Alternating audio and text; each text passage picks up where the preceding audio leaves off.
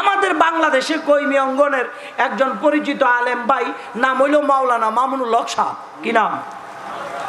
মামুনুল হক সাহেব। আমি গালি দিচ্ছি না, কইমি অঙ্গনের একজন আলেম আর কি। হ্যাঁ, উনি জেলে আসিল। কি কারণে আসিল, কত নাম্বারের কারণে আসিল এটা আমি কইতাম পারি না, কিন্তু জেলে তো আসিল নাকি? বেচারা জেলে আসিল।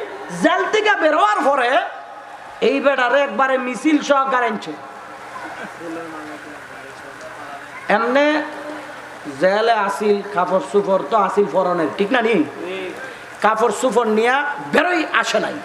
লোকজন, ওনার মহাব্বতের মানুষ যারা, তারা চিন্তা করছে আমাদের হুজুরকে আমরা জেল গেটে একটা প্রাডু সানরুফওয়ালা গাড়ি নিয়ে যাব, ফুলের মালা নিয়ে যাব, বিশাল একটা জনগোষ্ঠী যাব, হুজুরকে রিসিভ করে সানরুফ দিয়ে বের করে ফুলের মালা গলায় পড়াইয়া সুন্দর করে জুলুস সহকার আনবো। আনছে বালা, সমস্যা কি? এটা একটা মহাব্বতের কাজ। আপনারা ওনাকে মহাব্বত করেন এই জন্য আনছেন। এটা তো এখানে বেদাত নাই, শিরিকও কথা বলেন না। বেদাত শিরিক আছে?